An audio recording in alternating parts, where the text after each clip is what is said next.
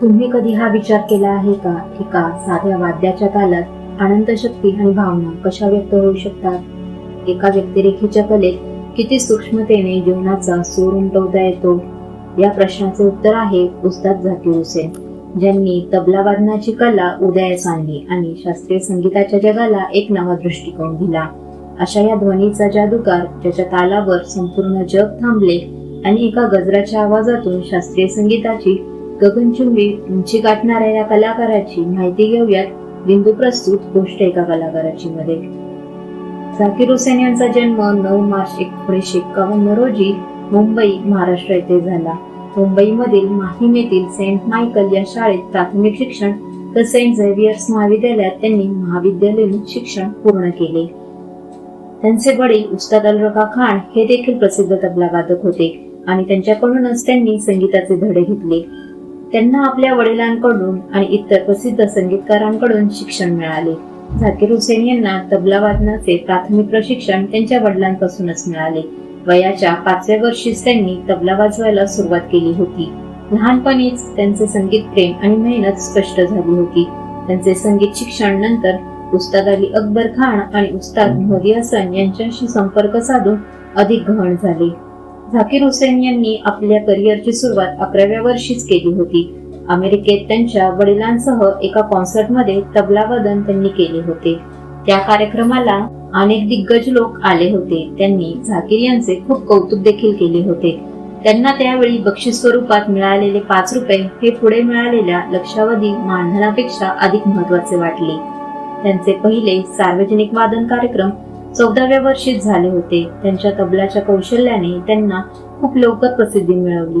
त्यांच्या तबला वादनातील प्रावीण्यता, नवीन प्रयोग आणि संगीताच्या विविध शैलीत त्यांच्या कलेची सामर्थ्य सिद्ध करण्याच्या क्षमतेमुळे त्यांना जागतिक स्तरावर ओळख मिळाली.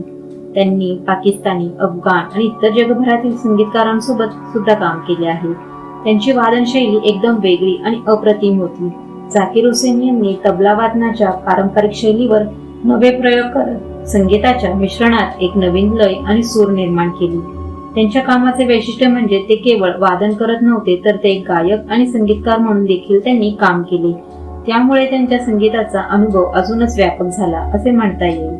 ते एकमेव कलाकार होते ज्यांनी विविध कलाकारांबरोबर आणि विविध संगीत शैलीमध्ये तबला वादन केले.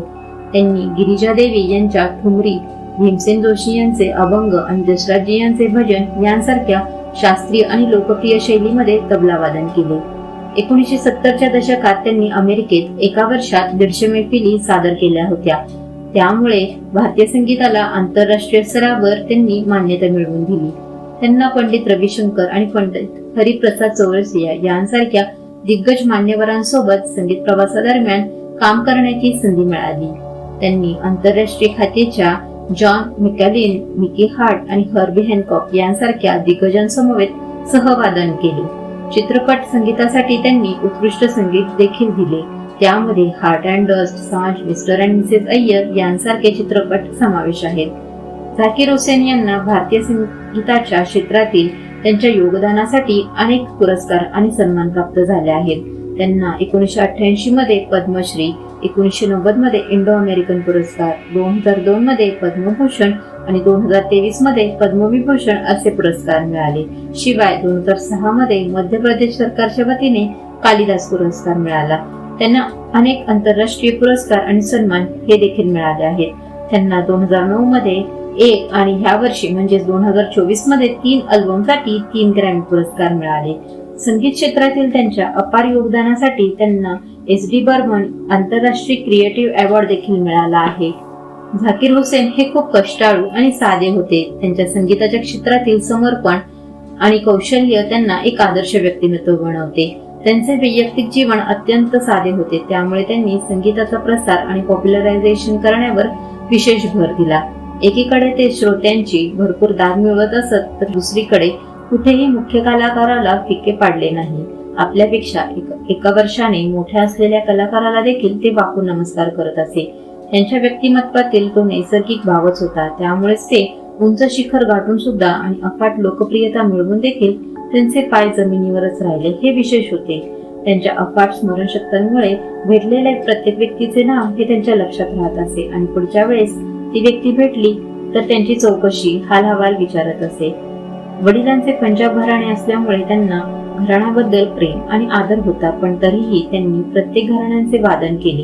त्याचबरोबर प्रत्येक घराण्यांच्या विचारांवर देखील तेवढेच त्यांनी प्रेम केले.